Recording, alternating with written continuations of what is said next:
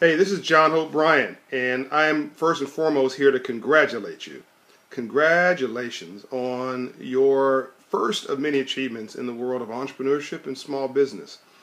And this success that you're celebrating today, and I'm celebrating with you, doesn't just stop with your certification as an entrepreneur or the startup of your small business or entrepreneurial venture. This is just the beginning.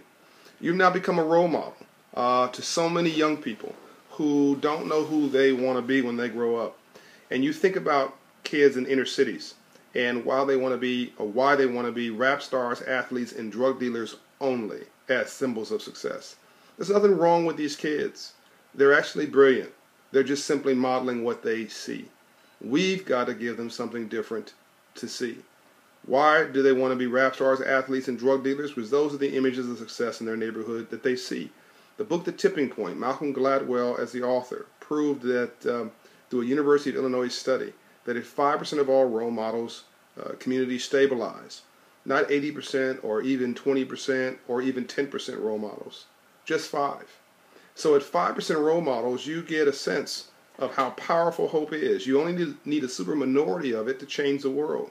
So not only are you becoming an entrepreneur and hopefully a job creator, which then, of course, saves our neighborhoods and schools and communities, because when you're poor, when you don't have a job, preferably a good job, when you're poor, everything suffers. Your household suffers. Number one cause to divorce in America is money. Your relationship suffers. Number one reason that police get hurt are domestic abuse calls, and a lot of that, if not most of that, is driven by money. Your education option suffers because black and brown kids drop out of college not for academic reasons, but for money reasons. I know growing up in my own neighborhood, my own family, be very personal here, my brother couldn't go to the college of his choice because my dad got to the bank before my mother and got the $4,000 my mother was saving to send him to college of his choice. And as a result, he had to go into the military instead to get a college education. Financed by our government. Well, he's now retired from the military after 20 plus years and living in Hawaii and has a family and all that kind of stuff and still contracts with the Navy. That's all good, and he's had a great life, but how would my brother's life been different if my dad hadn't interceded in that way? Would he be a doctor, a lawyer, a banker, CEO, professional? Would he be a mayor, governor? I don't know, but what I do know is it wasn't his choice. And we want to give our kids a choice for how to live their life. And you are pursuing this passion of entrepreneurship and small business because you saw somebody that reflected that and you said, I can do that. Our kids are making no different choices. They are seeing examples of good and positive and sometimes negative and not positive success in our communities. And then they're making choices accordingly. And very simply, they're just not seeing enough good choices. They're not seeing enough of you. You are who you are because of those people you are around and who you emulated.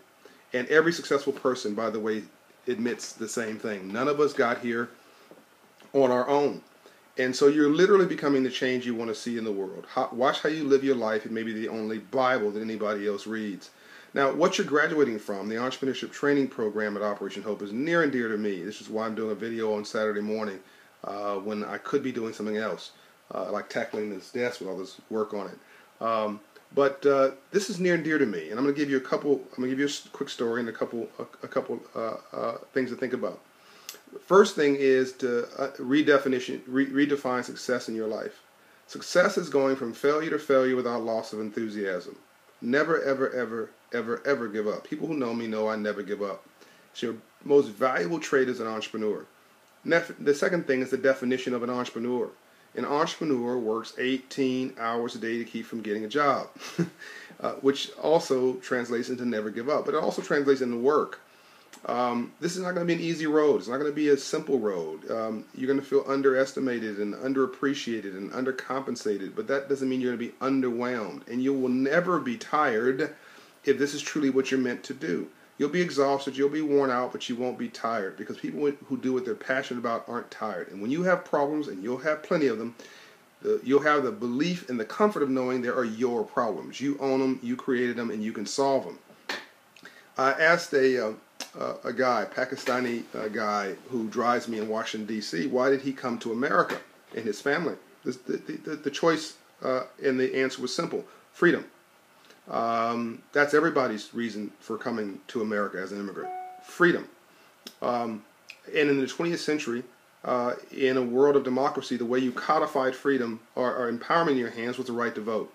And you could move where there wasn't a right to vote to a place that had it, and the dream to be who you want to be, i.e. Dr. King's dream made real, is America. That is the greatest world symbol of this freedom. Fast forward to today, where the issue now is not democracy so much around the world, it's really economics and business and money. Greece's problem is that it's broke. Europe's problem is that it's having financial challenges. America's government and local communities' problems is the governments are broke. The problem is financial first. And if you are, as I was saying earlier, if you don't have money, your health care is going to suffer, your family life is going to suffer, your quality of housing is going to suffer, your automobile and transportation will suffer, your entertainment options will suffer, your community will suffer, your educational options for your children will suffer. Everything suffers when you're poor. Back to the story. So I asked the Pakistani guy, why did he start a business? You know, you work 18 hours a day, I say. You work Saturdays and Sundays. You're with me now from 7 in the morning to 10 o'clock at night because I do long days when I'm here in Washington, D.C. You're not seeing your family a lot. You're probably not making more than $90,000 in a year, doing some quick calculations of his rental rate for the rate that I pay him and others pay him to rent his car. And he looked at me without blinking. I said, why do you do this? He said, freedom. He has the freedom and the right to get up when he wants to, go to bed when he wants to, do what he wants when he wants. And if he wants to send his children to a school, he works a little harder, gets a little earlier, stays up a little later. If he wants to buy them a school uniform, same thing. He wants to send his children on a vacation or him, same thing. Just work a little harder. If you don't have the magic of compounded interest, you have the magic of compounded hustle. I'm an entrepreneur because my daddy was, because my mother was an entrepreneur and worked a job. We all are becoming that which we see. I'm an entrepreneur because at 10 years of age, I had the boldness to believe I could compete with the liquor store at the corner and open a candy house in my den. I made $300 a week, found girls, lost a business. It's a whole other story of my life, recurring theme until I learned that lesson. But made $300 a week and put the liquor store out of the candy business at 10 years old. And that gave me enormous confidence. And when I was 18, as you probably already know, I was homeless, but that didn't stop me. And I had 100 business ideas before I was 20. But aged between 10 and 20, set everything in my life. But really from 10 to 11, when I got that financial literacy course in my school with that banker, I had that entrepreneurial experience. I saw my father wear a suit. I was off and running, and nothing was going to stop me. And nothing's going to stop you either. Be the change you want to see in the world. Let this beginning be the beginning and not the ending. And don't let this be your ending of your experience at Operation Hope. Come back and pay it forward. Teach others now how to be the change that they want to see in our world. God bless you. I love you. And congratulations.